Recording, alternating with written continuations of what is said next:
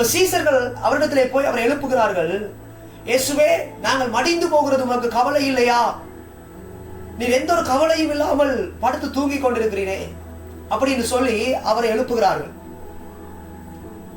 ஆனால் சிந்தித்து பாருங்கள், இயேசு எந்த விதமான கவலையும் இல்லாமல், எந்த விதமான ஒரு பயமும் இல்லாமல் அவர் தலையணையை வைத்து நித்திரையாய் இருக்கிறார். அவருக்கு எந்த கவலையும் இல்லை, எந்த பயமும் இல்லை.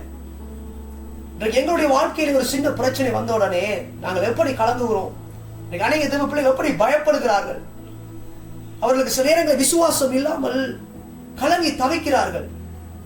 என்ன செய்வதென்று தெரியாமல் சிலர் தங்களுடைய வாழ்க்கையை, உயிரையை கூட மாய்த்து விடுகிறார்கள்.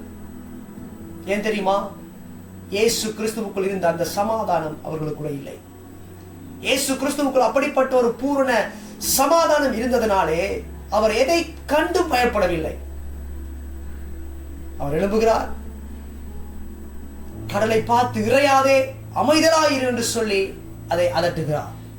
என்ன ஆச்சரியம்! அவர் சொன்ன ஒரு வார்த்தையில் அங்கே அந்த அமைதல் உண்டாயிற்று. ஏன் அவர் பயப்படவில்லை? ஏன் அவர் கலங்கவில்லை? ஏன் அவர் கவலைப்படவில்லை? அவருக்கு ஒரு பூரண சமாதானம் நிறைந்திருந்தது. உங்களுடைய வாழ்க்கையிலும் அப்படிப்பட்ட ஒரு சமாதானம் இருக்கும் என்று சொன்னால், நீங்கள் உங்களுடைய வாழ்க்கையில் வருகிற எல்லா போராட்டங்களிலும், எந்த சூழ்நிலையிலும் கலங்காமல், கவலைப்படாமல், பயப்படாமல் நீங்கள் உங்கள் வாழ்க்கையை கொண்டு நடத்துவீர்கள். கர்த்தர் உங்களுக்கு தான் அந்த வார்த்தையை சொல்லுகிறார்.